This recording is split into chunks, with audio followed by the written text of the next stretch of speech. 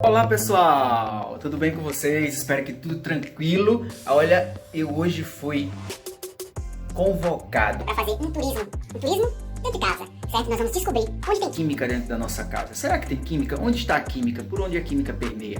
Vem comigo, vamos descobrir isso. Será que tem química aqui? Olha pra cá. Química, olha! Será que nós temos química aqui também? Será que tem química aqui?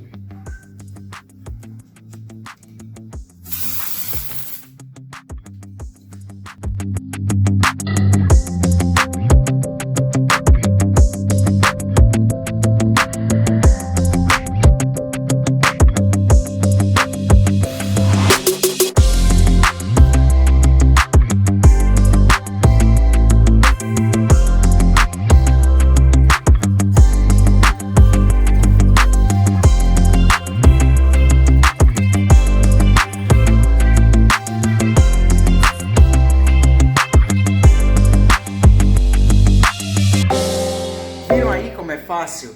Onde nós vamos encontrar química? Em tudo tem química. Química é vida, química é transformação. Por isso eu te desafio, te chamo, te convido. Vem comigo. Química Descomplicada aqui no Química com Will Ribeiro. Deu para sentir o gostinho de como a química é importante, como a química nos transforma e nos move? Se você ainda tem dificuldades para compreender isso, não se desespere, fique tranquilo. Tudo tem solução. Então eu te convido para se inscrever neste canal e possamos a partir de agora estabelecer esse compromisso entre ensino e aprendizagem. Vem comigo, roda a vinheta!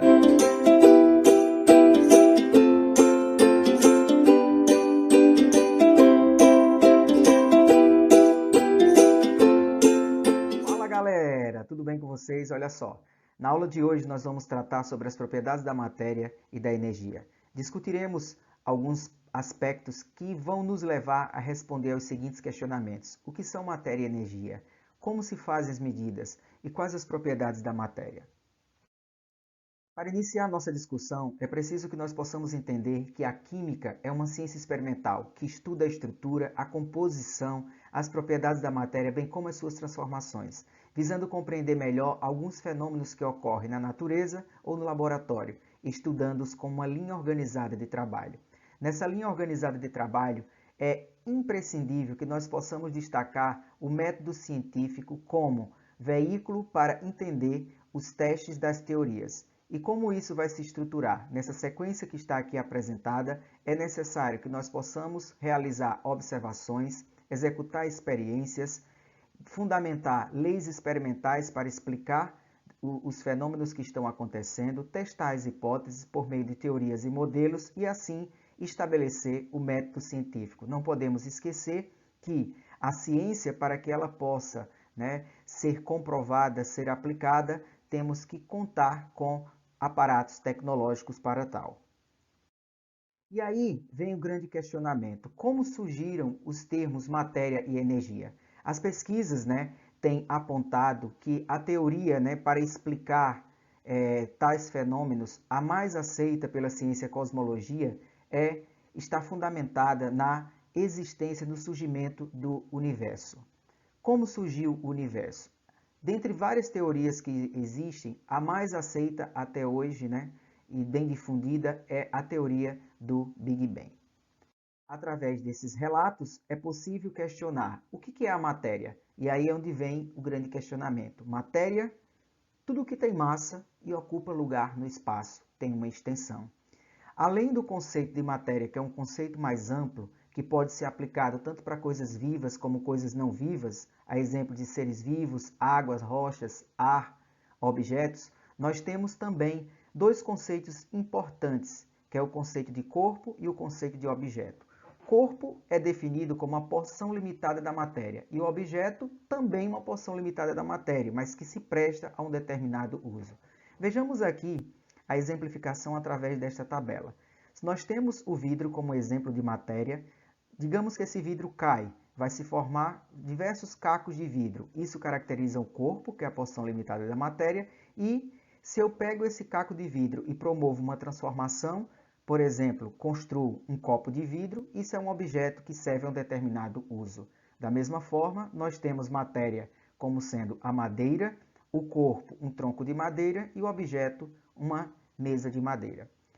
Outro questionamento que nós temos, né, e geralmente acontece de fazermos, é o que é energia? Matéria e energia são duas coisas diferentes? Não. Matéria e energia são dois conceitos que estão estritamente interligados um com o outro. Portanto, energia é a capacidade de realizar o trabalho, provocar sensações e ainda provocar ou anular movimentos. Além disso, nós podemos destacar a energia como uma entidade responsável por fazer existir, transformar e movimentar a matéria. Daí, todas as ações ou modificações que se queira realizar com a matéria depende de alguma forma de energia. Um princípio bastante empregado é o princípio da conservação da energia. Aquilo que dizemos, na natureza nada se perde, tudo se transforma. Matéria e energia não podem ser criados nem destruídos, podem somente ser transformados. Dessa forma, apresenta-se alguns exemplos. A conversão, por exemplo, de energia elétrica, energia cinética, energia do movimento, energia elétrica, energia luminosa, energia elétrica, energia térmica, energia nuclear e energia elétrica e energia luminosa em energia química. Como medir uma grandeza na química? A química, como outras ciências, ela se baseia em medidas. Uma medida consiste em duas partes. Primeiro, um número e uma unidade básica para cada tipo de medida. Isso foram fundamentos que foram muito importantes para que em 1960 fosse criado o Sistema Internacional de Unidades, o SI. Um número sem medida não tem significado. Então imagine você que eu tenho esta caneta e eu vou pesar, vou mensurar a massa dessa caneta. Coloco sobre um instrumento de medição, no caso uma balança, e identifico lá, por exemplo, 0,500. Se eu não identifico a unidade de medida, esse número não tem nenhum significado. Algumas grandezas são conhecidas como grandezas para medidas de comprimento, a unidade é o metro, no Sistema Internacional de Unidade, certo? Representa-se por M. A grandeza massa, no Sistema Internacional, é medido em quilograma, o tempo em segundos, intensidade de corrente elétrica em ampere, a temperatura em Kelvin, a quantidade de matéria, mol, que nós vamos tratar ao longo das próximas unidades do nosso curso. Bom, é preciso que nós entendamos que a matéria ela é constituída por propriedades. Então, tem propriedades que são extensivas e propriedades que são intensivas. E o que são propriedades extensivas? São aquelas cujo valor medido depende do tamanho ou da extensão da amostra. A amostra entende-se aqui como um sistema. Nós podemos destacar como propriedades extensivas, primeiramente, a massa, que é a quantidade de matéria que existe em determinado corpo. Para esta determinação, usa-se um aparelho chamado balança. Então, vocês puderem imaginar a balança que está disponível nessas farmácias, onde a gente vai aferir a nossa massa, e não o nosso peso. Tá? Algumas unidades para expressar massa é o grama, que corresponde a 0,01 kg, miligrama, que corresponde a 0,01 gramas, e uma tonelada, que corresponde a 1000 quilos. Além da massa, nós temos como propriedade extensiva da matéria o volume, que é definido como a extensão de espaço ocupado por um determinado corpo. As medidas nas quais nós podemos expressar esta grandeza podem ser em decímetro cúbico, que corresponde a 1 litro, 1 litro corresponde a 1000 centímetro cúbico, e 1000 centímetro cúbico é equivalente a 1000 ml. Além disso, podemos apresentar as seguintes relações. 1 metro cúbico corresponde a 1000 decímetro cúbico, que equivale a 1000 litros. Outras unidades, outras extensões de exemplo, nós podemos trazer como caracterização de propriedades extensivas. Podemos destacar o número de mols, a energia e a energia interna. Passando agora para as propriedades intensivas, nós temos que, ao contrário das extensivas, são aquelas cujos valores medidos, prestem bem atenção, não dependem do tamanho ou da extensão da amostra, do sistema, ou seja, não tem nenhuma dependência da massa ou do volume da substância que você está analisando. Uma dessas propriedades é a temperatura. A temperatura ela relaciona-se com o grau de agitação das partículas das moléculas, que formam um corpo com capacidade desse corpo de transmitir ou receber calor. Para esta determinação, usa-se um aparelho chamado termômetro ilustrado, aqui ao lado, que consiste de um fino tubo de vidro graduado, parcialmente cheio com mercúrio ou álcool colorido. À medida que a temperatura aumenta, o líquido se expande e se move ao longo do tubo. Isso é muito bem prático para nós quando nós vamos, por exemplo, aferir a nossa temperatura corporal para identificação se estamos num processo febril ou não. Uma outra relação que nós podemos ver, ainda se tratando de temperatura, é que existe algumas escalas termométricas. Nós podemos medir a temperatura em escala absoluta, que é a escala Kelvin, e em escala Celsius. Existem algumas relações entre essas duas escalas termométricas. Nós podemos observar que o zero absoluto na escala Kelvin corresponde a menos 273 graus Celsius. No ponto de fusão, por exemplo, da água, tratando aqui da substância água, a escala Kelvin demonstra que a água entra em fusão a 273 Kelvin, que corresponde a 0 graus Celsius. Já para o ponto de ebulição, nós temos 273 Kelvin e que corresponde a 100 graus Celsius. Essas duas escalas estão relacionadas por uma lei matemática, que é esta aqui apresentada, onde a temperatura medida na escala Kelvin é igual à temperatura medida na escala graus Celsius, mais o fator de diferenciação 273.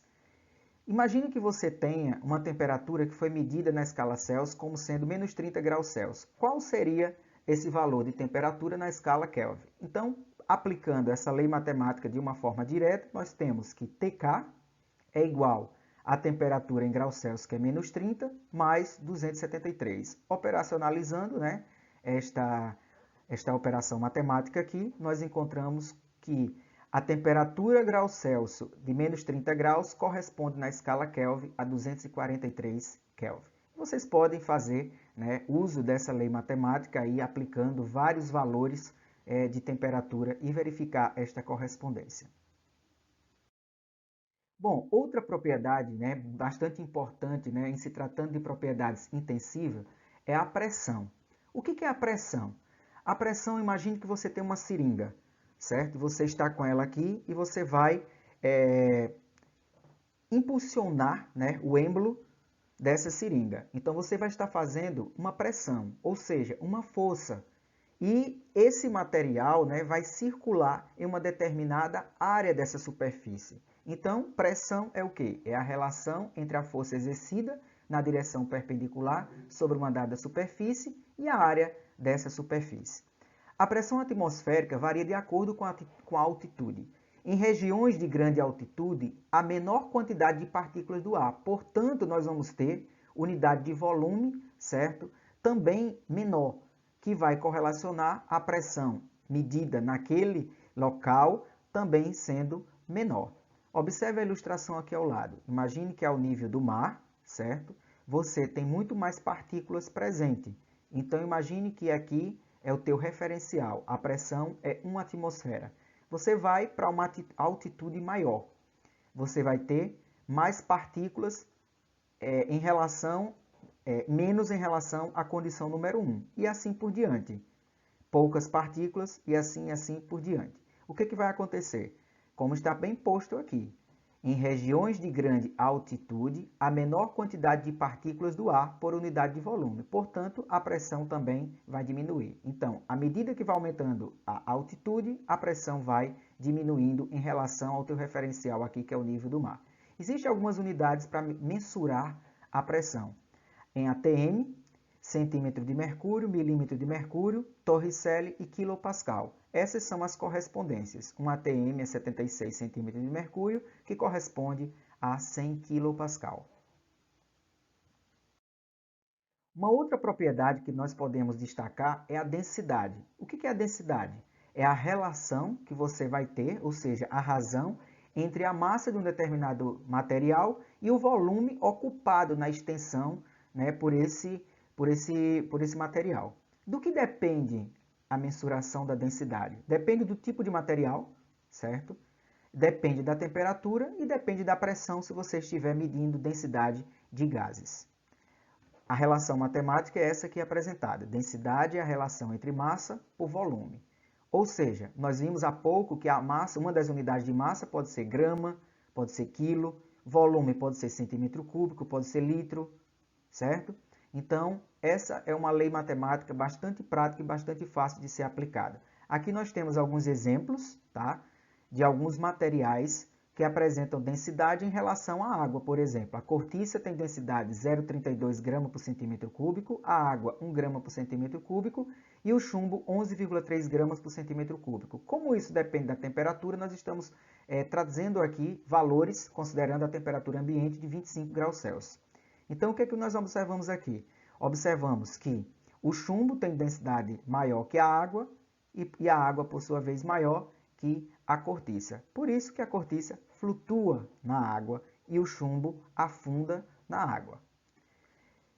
Uma outra propriedade, né, que deriva do conceito de densidade é a tensão superficial. No caso, vamos imaginar o fluido água. Então, imagine que você vê um inseto, certo? Por que os insetos não afundam sobre as águas, sobre a superfície de água? Porque se você colocar uma folha de papel laminado, ela não vai afundar. Por que uma lâmina de barbear não afunda? É exatamente por essa propriedade aqui, que é a tensão superficial da água. Não é relacionado à densidade. Bom, pessoal, estamos chegando ao final da nossa aula. Espero que tenha sido maravilhoso para vocês, porque eu adorei, tá? Já vou ficar ansioso para o nosso próximo encontro. Se você gostou do material que foi apresentado aqui, inscreva-se no canal, deixa teu joinha, tá? Para impulsionar para que outras pessoas possam ter acesso também. Ativa aí os sininhos das notificações, que assim você vai ficar ligado quando o professor Will lançar o próximo vídeo. Me sigam também nas redes sociais através do Instagram. E não se esqueça, Química com Will Ribeiro, aqui é descomplicado. Até a próxima aula.